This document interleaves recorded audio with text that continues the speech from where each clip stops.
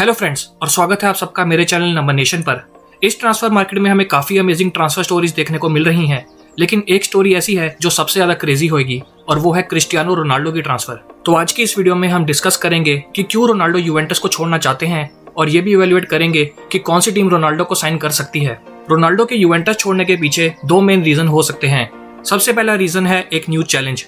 Ronaldo England और Spain में सारी ट्रॉफी जीतने के बाद एक न्यू चैलेंज के लिए यूवेंटस गए थे और उन्होंने वो चैलेंज पूरा कर लिया जब उन्होंने इटली में सारी डोमेस्टिक ट्रॉफीज और इंडिविजुअल ट्रॉफीज जीत लिए। और यही बात उन्होंने अपने इंस्टाग्राम पोस्ट में भी बताई कि उनका जो गोल था Italian super cup, Italian cup और सीरिया टॉप स्कोरर का, वो उन्होंने पूरा कर लिया है। तो फिर इसके बाद फैंस ने स्पेक्यूलेट करना शुरू किया कि रोनाल्डो शायद अब एक न्यू चैलेंज ढूंढ रहे हैं। रोनाल्डो के यूवेंटस छोड़ने के पीछे दूसरा रीजन हो सकता है कि रोनाल्डो एक बार भी यूवेंटस की तरफ से चैंपियंस लीग नहीं जीत पाए हैं।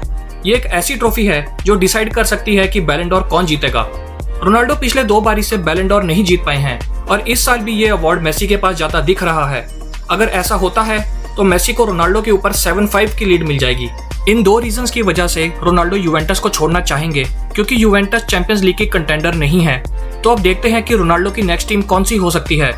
लेकिन इसे इवैल्यूएट करने से पहले हमें यह समझना होगा कि रोनाल्डो को साइन करने में क्या प्रॉब्लम आ सकती है। सबसे पहले आती है बजट की प्रॉब्लम। रोनाल्डो की यूवेंटस में सैलरी है 31 मिलियन यूरोस, जो कि एक नॉर्मल क्लब अफोर्ड नहीं कर सकता। ऊपर से ट्रांसफर फीस। यूवेंटस ने रोनाल्डो को खरीदा था 105 मिलियन यूरोस में। अगर यूवेंटस रोनाल्डो को सेल करते हैं तो उनकी transfer fees at least 60 million Euros तो होगी। दुनिया में बहुत ही कम क्लब्स हैं जिनका बजट इतना ज्यादा है।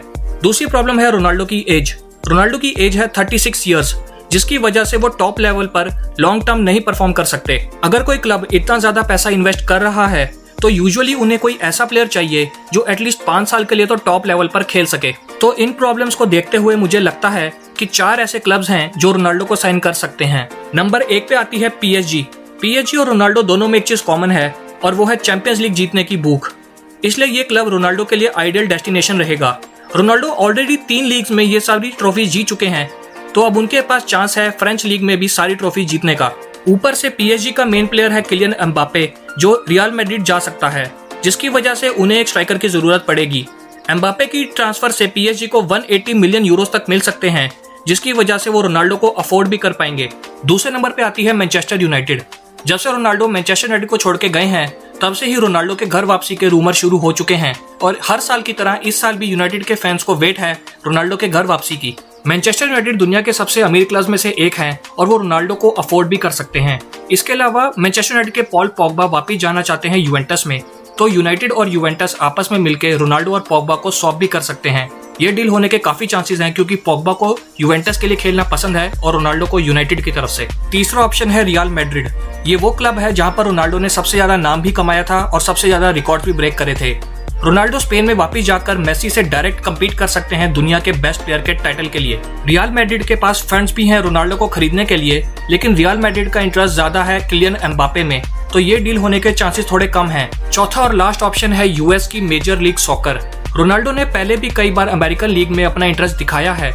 डेविड बेकहम की टीम इंटर मायामी रोनाल्डो के लिए आइडल क्लब रहेगी।